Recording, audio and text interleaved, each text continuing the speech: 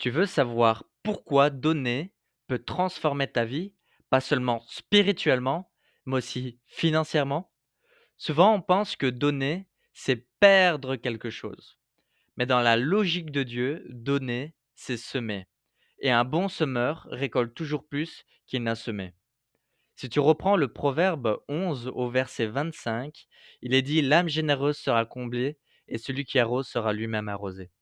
Dans cette vidéo, on va voir comment donner selon la sagesse biblique, les bienfaits profonds de la générosité et surtout comment être généreux avec discernement sans se mettre en difficulté. Donner, ce n'est pas un simple geste matériel, c'est un acte de foi, une déclaration spirituelle et une preuve de confiance envers Dieu. Ce n'est pas une transaction où tu fais un échange avec le Seigneur, c'est un acte d'amour, un geste de reconnaissance qui dit: tout ce que j'ai vient de toi, Seigneur. Je ne possède de rien que tu ne m'aies confié. Donner, c'est aussi reconnaître que tu n'es pas le propriétaire, mais le gestionnaire des ressources que Dieu t'a confiées. C'est une manière de lui dire: je te fais confiance pour pourvoir à mes besoins, même quand je choisis de donner. 2 Corinthiens 9, verset 7 dit que chacun donne comme il l'a résolu en son cœur, sans tristesse ni contrainte, car Dieu aime celui qui donne avec joie. Ce verset est essentiel, il ne parle ni du montant, ni de fréquence, mais de motivation. Dieu ne mesure pas ton don à la somme, mais à l'état de ton cœur. Il regarde pourquoi tu donnes, comment tu donnes et avec quelle joie tu le fais. Concrètement, voici 3 clés pour donner selon Dieu. Donner avec une intention, c'est ne donne pas par habitude ni pour te donner une bonne conscience. Ne donne pas parce que tout le monde le fait ou pour paraître spirituel. Dieu ne cherche pas la routine, il cherche la conviction. Donne parce que tu crois en ce que tu soutiens, une œuvre, une mission, une vie transformée. Quand tu donnes avec intention, ton don devient une semence ciblée et tu ne sèmes pas dans le vent, tu sèmes dans un sol fertile. Et Dieu fait pousser cette graine souvent là où tu t'y attends le moins. Là où est ton trésor, là aussi est ton cœur, comme dit Matthieu au chapitre 6 du verset 21. Ton argent révèle tes priorités spirituelles, ce que tu finances, tu l'honores, et ce que tu honores, Dieu le multiplie. Une deuxième clé, c'est donner avec joie. La joie est la clé qui ouvre la bénédiction. Un don fait avec tristesse ou par obligation ne porte pas le même fruit, car Dieu regarde l'attitude du cœur avant la valeur du geste. Souviens-toi de la veuve qui a donné 2 petites pièces, comme il est dit dans Marc au chapitre 12 du verset 41 au verset 44. Jésus dit qu'elle avait donné plus que tous les autres, car elle avait donné tout ce qu'elle possédait avec foi et amour. Et c'est la preuve que le montant ne compte pas, mais la sincérité, oui. Le don joyeux attire la faveur divine, car il reflète la nature même de Dieu. Dieu aime celui qui donne avec joie. Quand tu donnes dans la joie, tu participes à sa joie, tu entres dans son abondance. Et plus tu donnes avec joie, plus ton cœur se détache des choses matérielles. Tu découvres alors la vraie liberté financière, celle d'un cœur reconnaissant et détaché.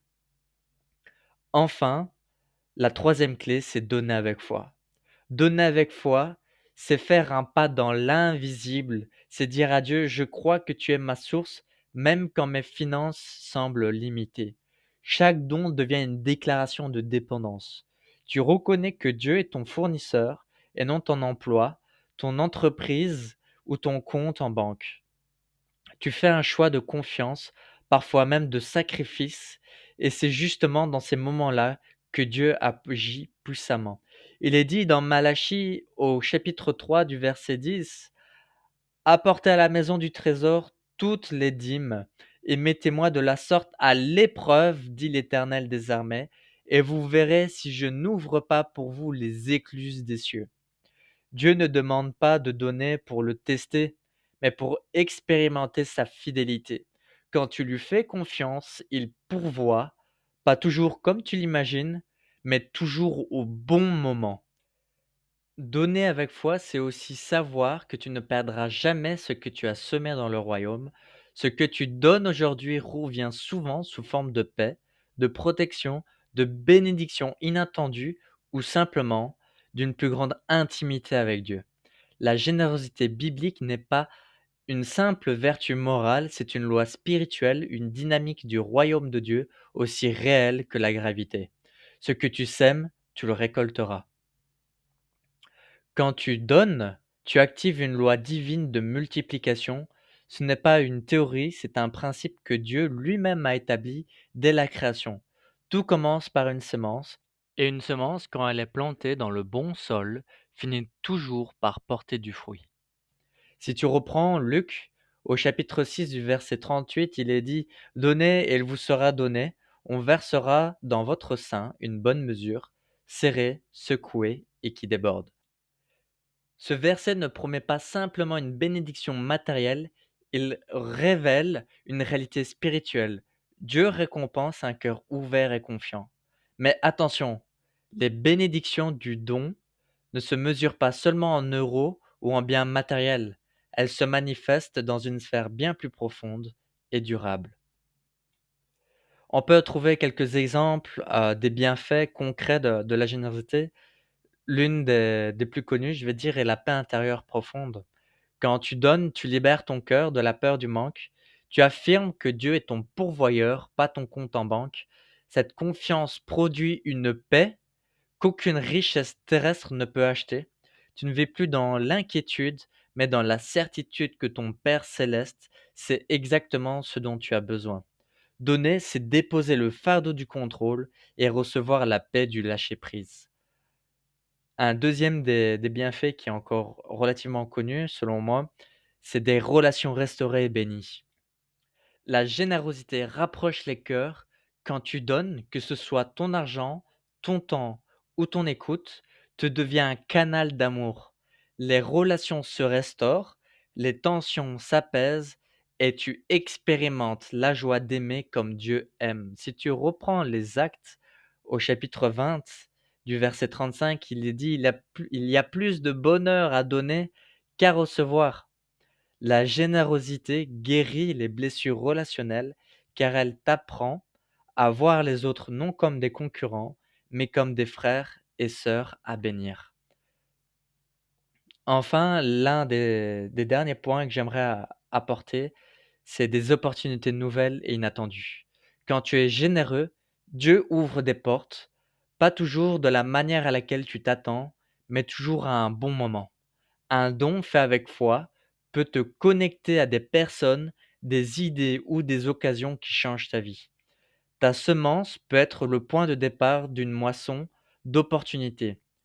Celui qui répand la bénédiction sera dans l'abondance, dit le Proverbe 11 au verset 25.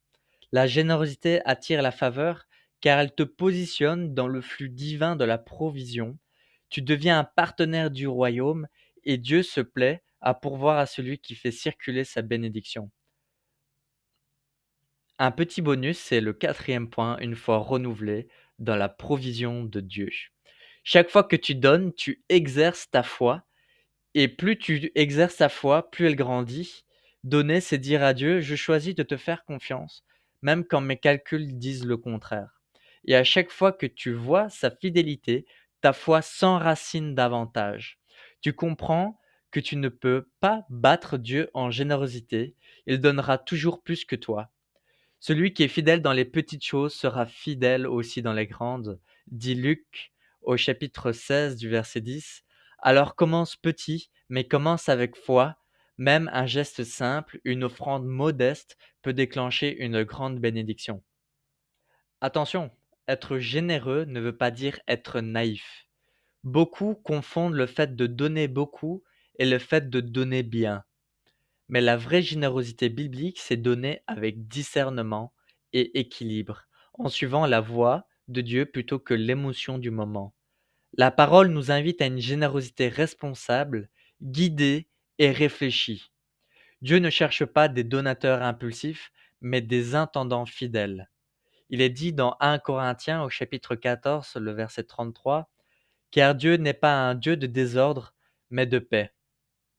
Voici 3 clés pour donner avec sagesse. La première, c'est évaluer tes moyens. Dieu ne te demande pas de t'endetter pour donner, ni de te priver au point de négliger tes responsabilités. La Bible nous appelle à la sagesse et à la gestion équilibrée. Si quelqu'un ne prend pas soin des siens, il a renié la foi, dit 1 Timothée au chapitre 5 du verset 8. Avant de donner, assure-toi que ton cœur est libre et que ton don ne crée pas un déséquilibre dans ta vie. Dieu regarde la qualité du cœur, pas la quantité donnée. Tu peux offrir peu, mais avec foi et sincérité, et cela aura une grande valeur à ses yeux. Un exemple concret, tu veux soutenir ton église, mais tu as aussi une famille à nourrir. Dieu ne te demande pas un sacrifice impossible, il t'invite à l'ordre et à la fidélité. Commence petit, mais fais-le avec constance. Une deuxième clé, c'est écouter la voix de Dieu.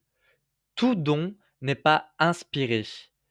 Il y a des moments où Dieu met une personne, un projet ou une œuvre sur ton cœur. C'est à ce moment-là que ton don porte du fruit, car il est conduit par l'esprit et non par la pression ou l'émotion. Il est dit dans Jean 10 au verset 27, mes brebis entendent ma voix. Avant de donner, prends un moment pour prier. Seigneur, où veux-tu que je sème? À qui veux-tu que je sois une bénédiction aujourd'hui? Quand tu écoutes sa voix, ton don devient un acte d'obéissance et non un simple geste financier. C'est ainsi que ta semence tombe dans un sol fertile. Enfin, la troisième clé, c'est sème là où le sol est fertile. Un bon semeur ne jette pas ses graines n'importe où, il cherche un sol qui produira du fruit. De même, ton don doit être dirigé vers les causes fécondes qui baptisent le royaume de Dieu ou soulagent la souffrance humaine. Si tu reprends au Proverbe 3, au verset 9, il est dit: honore l'Éternel avec tes biens et avec les prémices de tout ton revenu. Cela veut dire place Dieu en premier dans ta gestion financière, pas quand il reste quelque chose, mais par principe d'honneur. Quand tu fais de Dieu ta priorité, tu invites sa bénédiction sur tout le reste. Un exemple concret, c'est tu peux soutenir une mission, un foyer dans le besoin, une église locale ou même une personne en difficulté autour de toi. Ce n'est pas le où qui compte le plus, mais l'obéissance et la fécondité du geste. En conclusion, être généreux, ce n'est pas perdre, c'est investir dans le royaume de Dieu. Chaque don, aussi petit soit-il, devient une semence éternelle que Dieu fait croître au moment opportun. Lorsque tu donnes, tu n'alimentes pas seulement une œuvre ou une structure, tu sèmes dans la vie des autres, tu soutiens les projets de Dieu sur la terre et tu bâtis ton propre héritage spirituel. La vraie générosité, c'est le reflet du cœur de Dieu. Notre Père céleste n'a pas donné ce qu'il avait en trop, il a donné son Fils unique, le plus précieux de tous les dons, et ce don a changé l'histoire de l'humanité. De la même manière, chaque fois que tu donnes avec amour, tu participes à cette même logique divine, le don qui transforme, qui élève, qui bénit. Si tu reprends Jean au chapitre 3 du verset 16, il est dit: car Dieu a tant aimé le monde qu'il a donné son Fils unique. Voilà la clé. Dieu a aimé, alors il a donné. L'amour précède toujours le don. Ne donne donc pas par peur de manquer, ne donne donc pas pour acheter une bénédiction, donne parce que tu sais que tout ce que tu as vient déjà de lui. Chaque fois que tu donnes avec foi, tu déclares: Seigneur, tu es ma source et je t'honore avec mes ressources. Et c'est alors que le miracle s'opère. Car dans le royaume, donner n'appauvrit jamais, au contraire, cela ouvre les écluses du ciel. Alors que ton don soit une adoration, pas une obligation. Un acte de foi, pas un geste de peur, un signe d'amour, pas une simple transaction. Parce qu'en réalité, tu ne perds rien. Tu participes à un miracle divin, celui de la multiplication et de la bénédiction. Aujourd'hui, je veux te partager une expérience qui a profondément marqué ma foi. Le jour où j'ai voulu acheter ma première voiture, j'avais travaillé dur pour y arriver. J'avais enfin réuni la somme complète, le prix du véhicule et même les assurances. et tout semblait parfaitement aligné. Mais au moment de passer à l'achat, j'ai été confronté à un dilemme spirituel. Soit je gardais la part qui revenait à Dieu pour tout payer sans souci, ou soit je lui donnais sa part en sachant que je ne pourrais plus tout régler immédiatement. Ce n'était pas une décision facile, alors j'ai pris un temps de réflexion et je me suis dit, je ne suis pas un voleur et Dieu est plus grand que tout ce qu'il y a dans ce monde. J'ai donc choisi d'honorer Dieu en premier et de lui donner sa part. Et tu sais quoi? Dans sa bonté infinie, Dieu a encore agi. La date de paiement de la voiture et des assurances ont été repoussées sans que je ne fasse rien. C'est là que j'ai compris une chose essentielle. Quand tu mets Dieu en premier, il s'occupe du reste. Il n'est jamais ton dernier recours, il est ta première ressource. Alors, si toi aussi tu as peur de manquer, si tu hésites à donner parce que tu te dis, je n'ai pas assez, fais une pause, regarde vers Dieu et dis-lui simplement, Seigneur, j'ai peur, mais je choisis de te faire confiance. Fais un acte de foi après tes paroles, commence à donner, même petitement, avec sincérité et fidélité. Et tu verras, Dieu pourvoira à tous tes besoins, pas un seul ne restera sans réponse, car il le fera avec puissance, grâce et gloire. Ça y est, c'est la fin de cet épisode. Et toi, comment vis-tu la générosité? Penses-tu que donner t'a déjà rapproché de Dieu ou t'a apporté une forme de paix intérieure? Dis-le moi en commentaire. Et si tu veux apprendre à gérer tes finances selon les principes bibliques, abonne-toi à la chaîne Chrétien et Finances et active la cloche d'une notification pour ne pas manquer les prochaines vidéos. Tu peux également nous suivre sur Instagram et Facebook. Je te souhaite de passer une semaine bénie entre les mains du Seigneur.